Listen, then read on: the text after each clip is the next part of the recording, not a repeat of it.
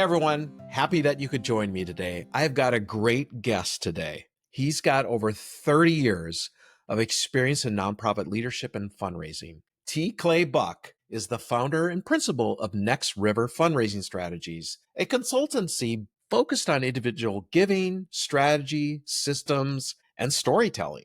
He also teaches fundraising and strategic planning at the University of Nevada, Las Vegas, and is the co-host of the #1 ranked fundraising podcast, Fundraising is Funny. Now, let's get ready for some real talk. All right, Clay, thank you for joining us. Jeff, thank you for having me. Happy to be here. So happy that you're on this podcast with me today.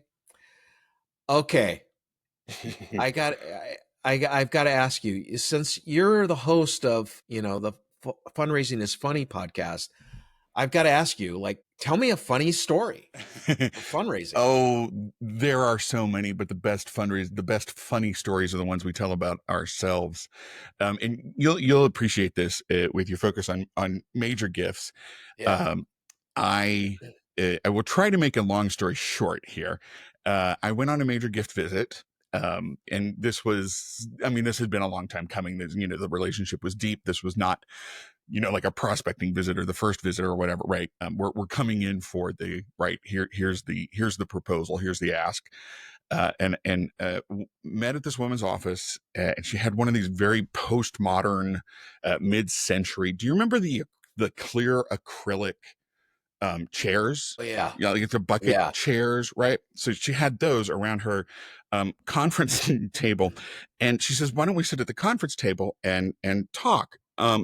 And mid-century, these things were made in the 60s, and I'm not necessarily a delicate wilting flower. So we sit down at the table, and before I have fully put my weight into the chair, it shatters. Oh my God. Completely shatters. I fall, of course, in a suit, on my back, on the floor, papers flying everywhere. At least this is how I remember it.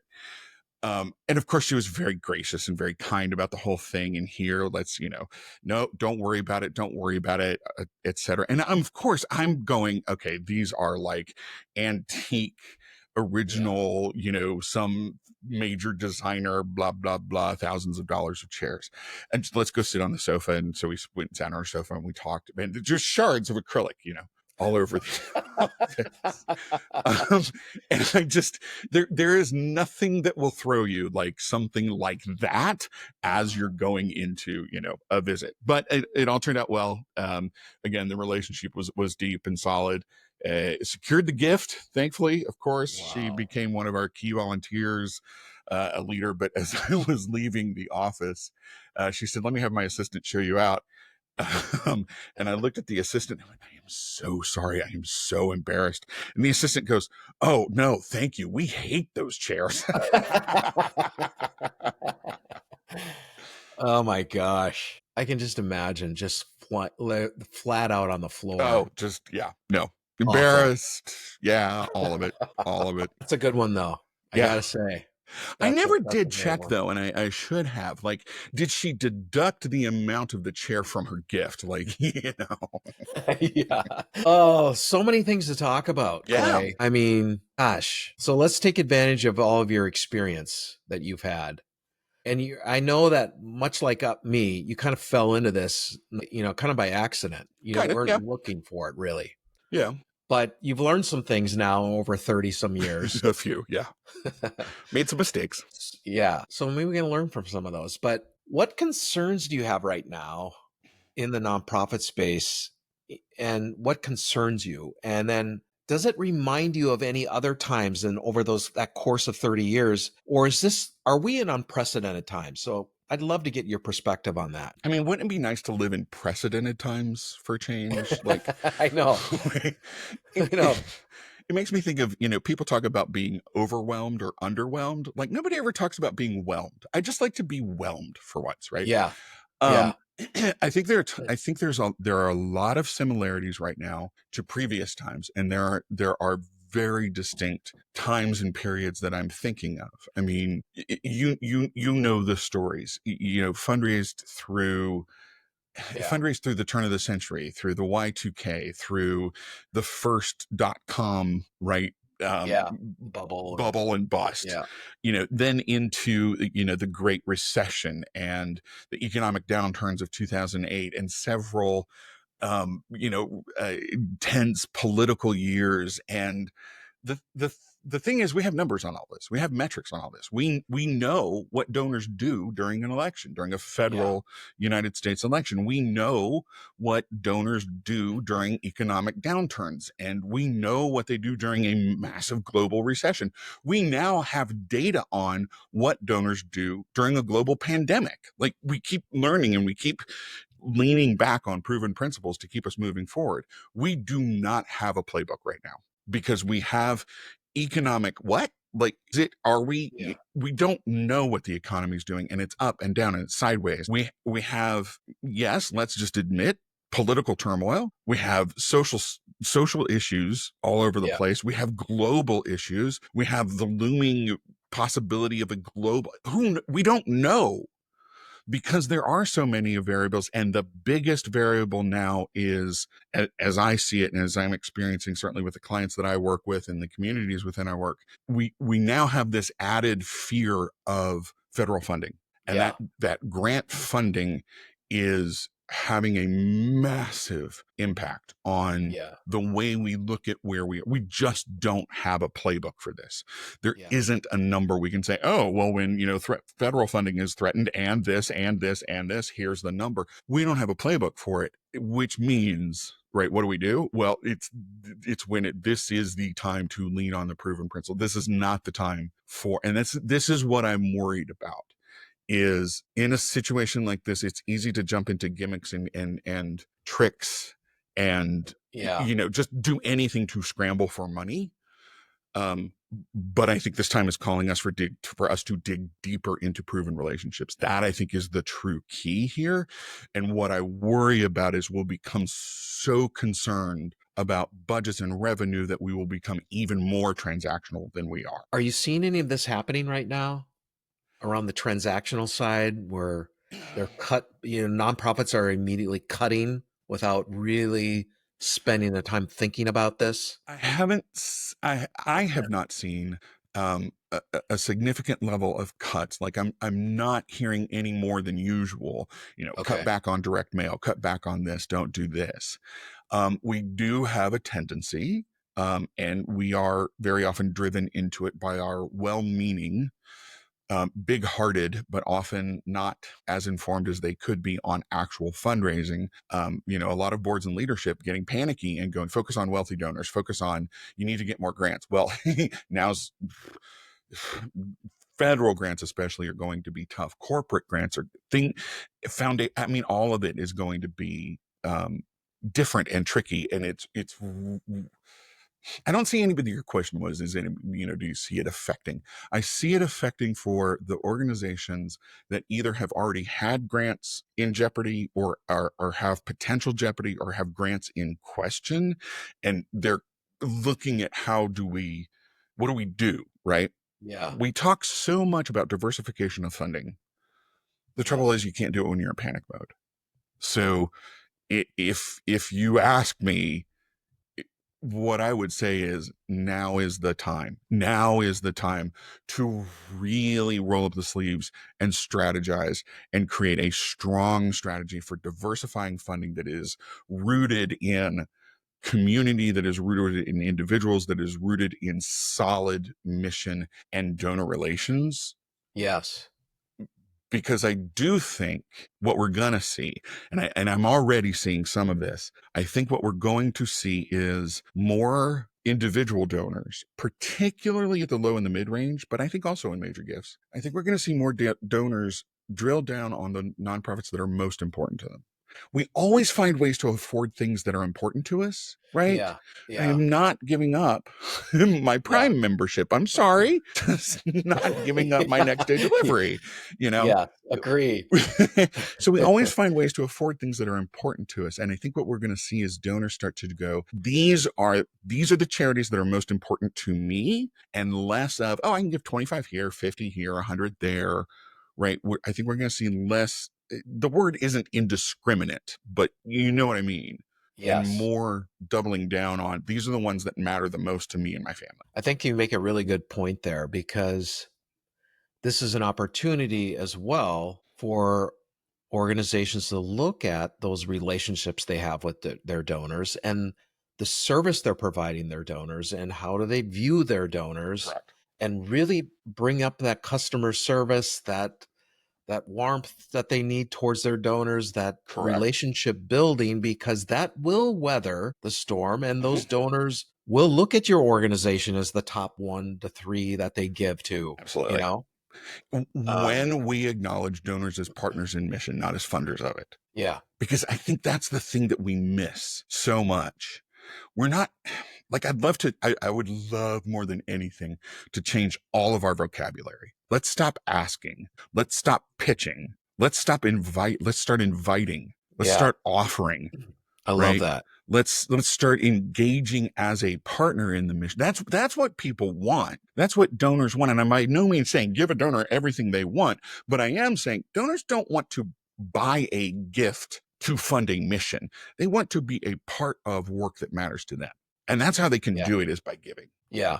All right. So far, what just to summarize what I'm hearing you say is we're in unprecedented times. Yes. However, this is the time to have a clear plan, Yes. go back to what's really the basics of your plan and making sure it's solid, Hmm.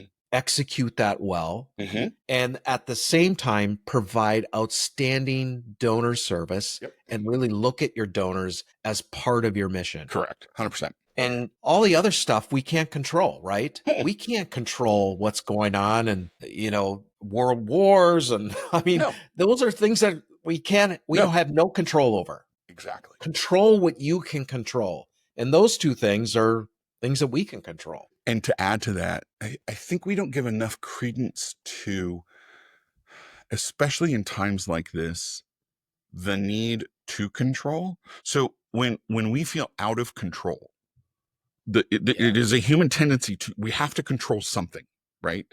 And in a way, when a donor is giving to a mission, when they're engaging with a mission, they're saying, there's a part of them at some level that is saying, everything is out of, this is why we saw the increase in pandemic giving, right? Everything is out of control. I don't know what's going on. I can't do anything about it, but I can do this. I can rescue this dog. I can feed this person. I can pay for this kid's education, right? So Yeah. by controlling what we can control, we're allowing our donors to exert a sense of agency and control in their world by being a part of our mission. That's a good word there. Yes. Okay. Well, now I want to know.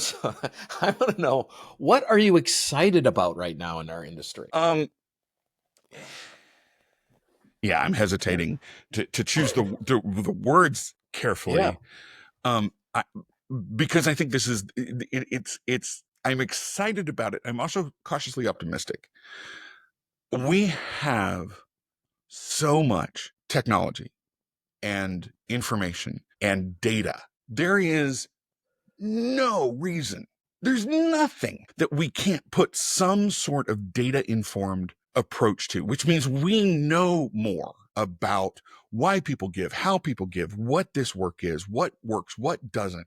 We know so much more now. I mean, you talk about falling into fundraising, right? When Mhm. I started, the database of record was the 3x5 cards and the file with Yeah. the carbon, and if Yeah. you needed to find a trend in fundraising, you called up AFP and they'd research it. And 3 months later, you'd get a photocopy of a photocopy of a photocopy in the mail with some Yeah. report that was 2 years old, right?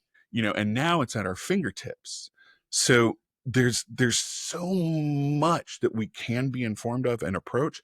And with what technology is doing, what it can do for us in terms of efficiency, in terms of connection, in terms of, it's incredible. Like, it's Yeah. incredible. And I'm not even going to talk about AI, right? Yeah. The caution of it is we have to be um we have to be discerning about it, because not every source is a great source, not every study is a valid study, not every tech is good tech.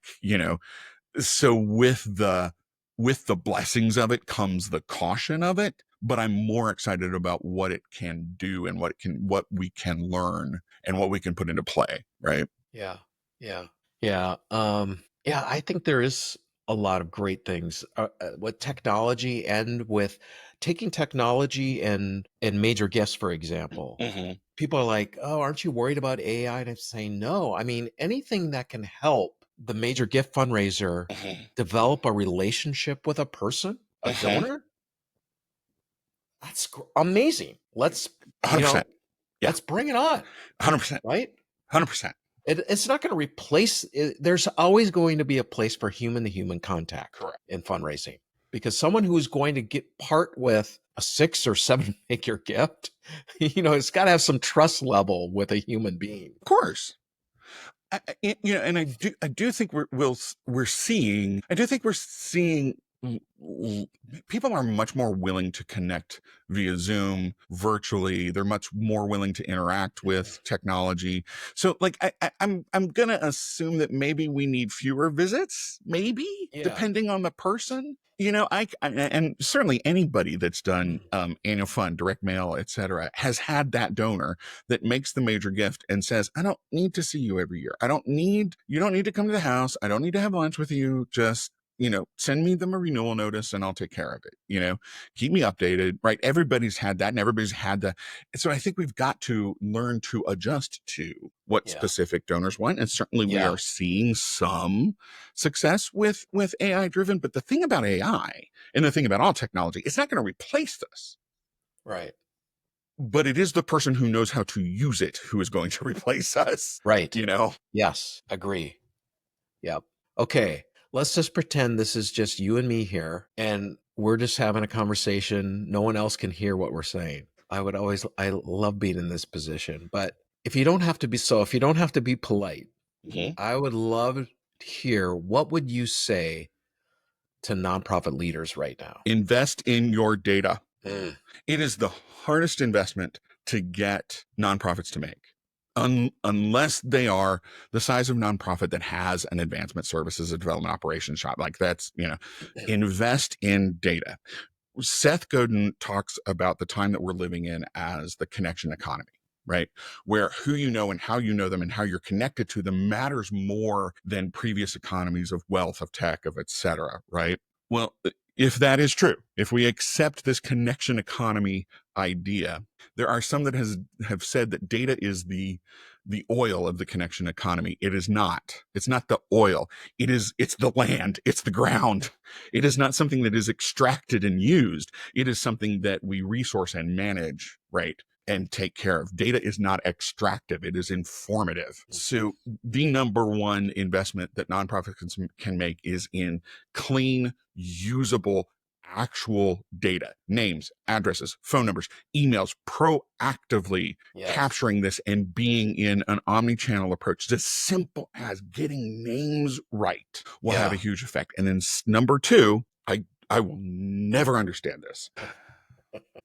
Why, when we know for a fact, and we have so many studies that prove it, it is a stronger ROI. It is more cost effective, and there's a higher return on investment to retain a donor than to acquire a donor. Yeah. And yet, getting anybody to invest in retention strategies, where you don't have time to send thank you letters, you need to be out in the community visiting people. When 10 thank you letters to renew, 5 don't, like, the math is there.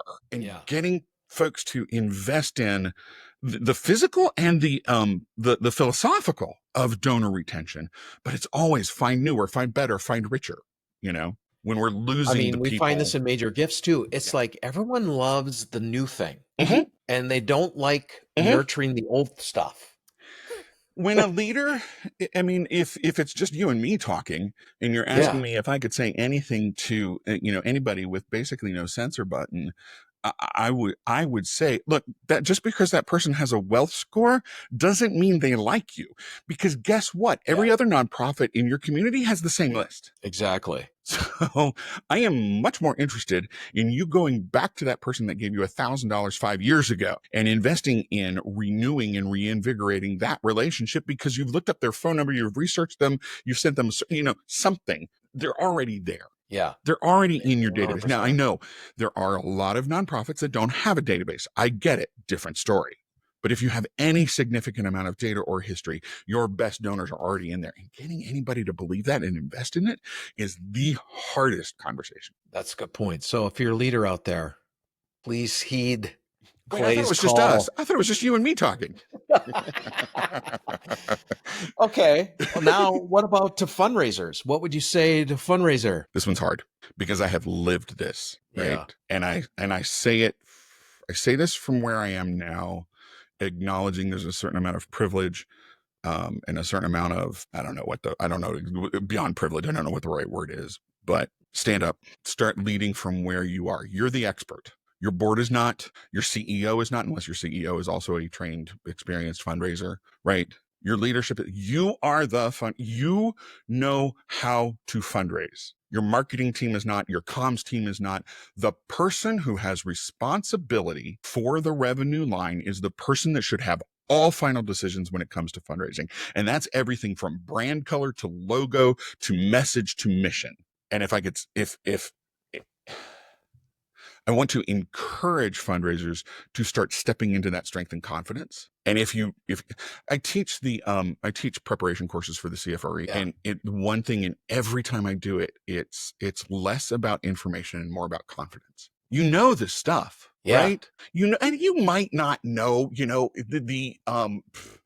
right, the impact of a direct mail appeal on the absence or presence of a Johnson box. Like, I mean, come on, this is not the stuff to get worried about. The stuff to get worried about is what's best. And then when somebody is pushing you into something that is not ethical, not right, not effective, as tough it is as it is, stand, because you are the advocate for your donors. You are the advocate for your community's presence within the organization. And I know it's hard, but sometimes we got to ruffle some feathers. Yes. I love that. Yes. Confidence. Going in thinking, hey, I can do this. Mm-hmm. And a lot of times when we talk to like major gift officers, we talk to them about how they create stories in their heads about donors that they just kind of make up because it helps them get through something Sure. personally. Sure. Like if they've reached out a couple of times and they didn't hear from a major donor, Sure. they'll self-talk and create a story in their head that, oh, the donor doesn't like me. Mm-hmm. They don't want to hear from me. And they create the story over and over for many people in their portfolio. Of course, right. And it's very easy to get into, oh, the economy's bad, we shouldn't be asking right now, nobody has any money.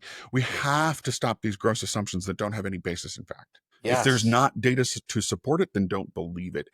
And I know it's hard when you hear no 10 times a day, when your last 5 visits have been flops.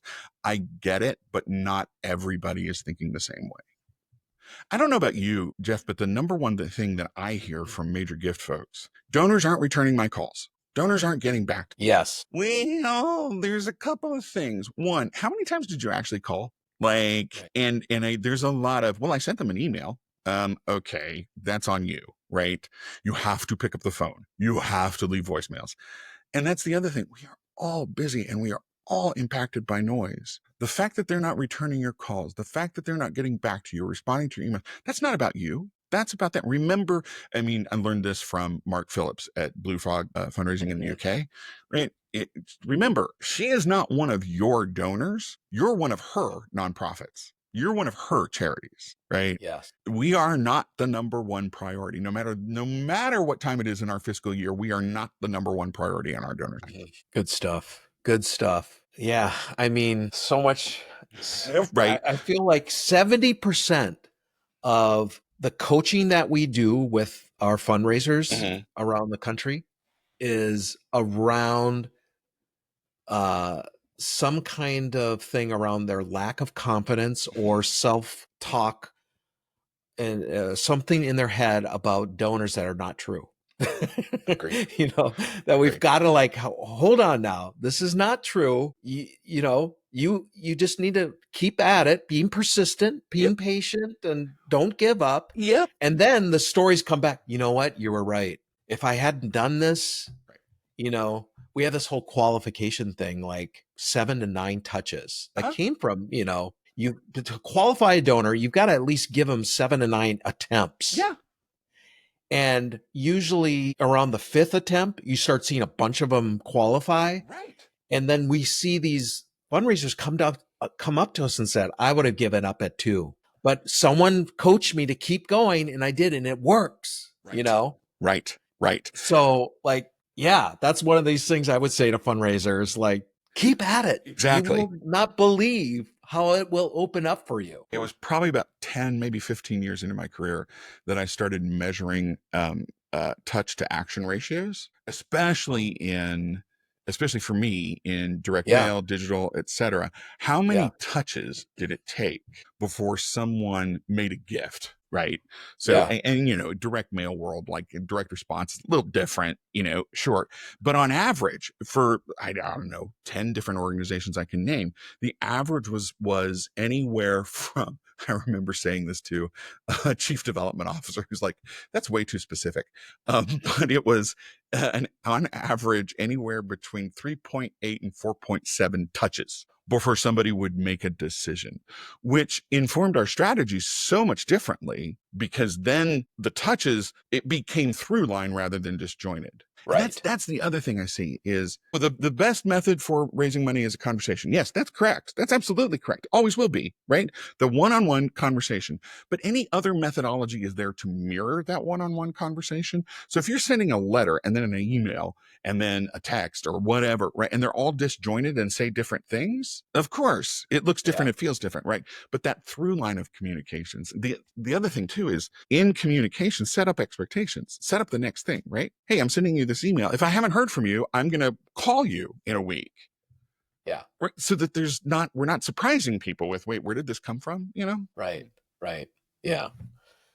Okay, last big question for you here. So you've been doing this for a long time, Mm, you know, oh gosh. and so I'm sure you've made a few mistakes along the way. And I always think it's helpful to let people know mistakes. We're often, just as human beings, we don't like to admit stuff Mhm. because it makes us feel like we're weak or something. And I think that's totally bullshit. And so tell us about some mistakes that you've learned from so that those that are listening, they don't have to make those mistakes. And not to sound like a broken record, but probably the biggest mistakes I made early on were not investing in and understanding the power of data and the power of infrastructure and how important that is, and sending out and doing phone campaigns and all of that without good information, without names, without, right. So that's one. And I think the second, is it a mistake? I think maybe this is why I coach and talk and invest so much in it now. If I had, so maybe not a mistake, but if I had it to do over, I would have stepped more into my confidence as a young fundraiser. Mm. If I hadn't been, you know what it is, Jeff, and especially for anybody that starts into this business and into this work coming out of a lower economic status, Hmm. it is very hard. And when I was coming in, we didn't acknowledge this enough and we didn't train to it enough. It is very hard for, I mean, like me, I came out of acting school. I had no money. I'm wearing my Yeah. best filing basement suit, in Chicago going on these major gift visits, right? And Yeah. so money as power and position as power, that dynamic was very tough. If I had it to do over again, Hmm. I would step more into confidence and more into, these people need this mission as much as we need them, as opposed to that sort of, oh, it's a rich person, I should be. Yes. They're just people. They're They're just just people. people. Yeah. And honestly, they're as afraid of you as you are of them. You know, we're all human. And Yeah. that, I think, is, again, not a mistake, but a lesson that I wish I could tell my younger self. Right. Yeah. I love that. I think that's a really important one. Hopefully, anyone listening will take that in because that is really true. I'm Believe in yourself. just I'm just this close to being the "you kids get off my lawn" guy. you know, I'm just about reaching that stage of life, and so I really hate to say this. It sounds so like what older people said to me when I was younger. There's a lot that younger people coming into this profession have to learn. And there's a lot of things that I wish, certainly with some of our emerging leaders, there's things that I'd love to tell them that, okay, I know that's what you were taught, but that's not right. That's never what it was meant to be, right? The flip side of that is they're bringing an energy and a confidence and an unwillingness to put up with BS that we didn't have. We never thought to question some of those systems. And Yeah. I'm Gen X. We questioned everything, Yeah. right? As Yeah. much as our MTV and Atari, addled brains could handle, right? But I do think we need to listen to some of the confidence that's coming in from younger generations into the professions who just aren't willing to put up with.